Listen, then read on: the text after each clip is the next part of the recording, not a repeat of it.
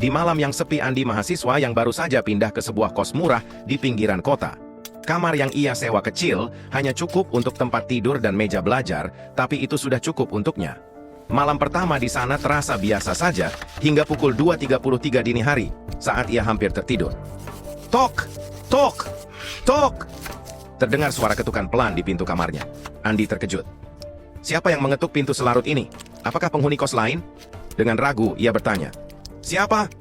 Tak ada jawaban. Andi mengintip dari lubang pintu. Tak ada siapa-siapa di luar. Ia membuka pintu, melihat ke lorong kosong. Hanya lampu redup yang berkelip-kelip.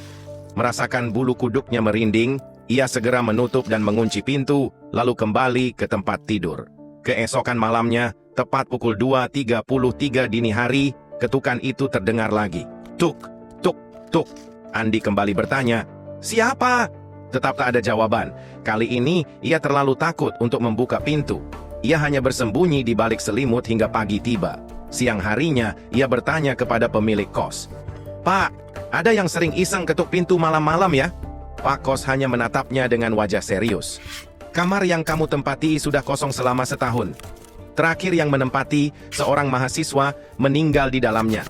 Ditemukan di lantai dengan tangan terkepal, seolah mengetuk sesuatu. Andi tercekat. Meninggal karena apa, Pak? Tanyanya dengan suara gemetar. Pak kos menghela napas, lalu berkata, dia meninggal dengan posisi duduk menghadap pintu, seakan meminta seseorang untuk membukakan dari dalam. Malam itu, Andi tak bisa tidur. Rasa takut menyelimutinya. Ia menunggu ketukan itu datang. Dan benar saja, tuk tuk tuk. Tapi kali ini, suara itu lebih keras. Tuk tuk tuk. Jantungnya berdegup kencang. Ia menutup telinga, berharap suara itu berhenti. Namun kini, sesuatu yang lebih menyeramkan terjadi. Tuk tuk tuk. Dari dalam kamar, Andi membeku. Nafasnya tercekat. Suara ketukan itu kini berasal dari dalam lemari pakaiannya. Dengan tangan gemetar, ia mengulurkan tangan ke gagang pintu lemari, lalu menariknya perlahan. Lemari itu kosong. Hanya ada sebuah kertas lusuh di dalamnya bertuliskan, "Tolong aku keluar." Tiba-tiba, sebuah tangan pucat mencengkeram bahunya dari belakang.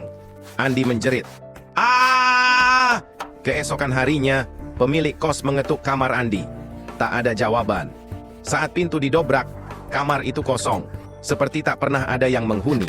Hanya ada secarik kertas di lantai, dengan tulisan yang tampak baru, "Tolong aku keluar." Dan di pintu terdapat bekas-bekas ketukan dari dalam.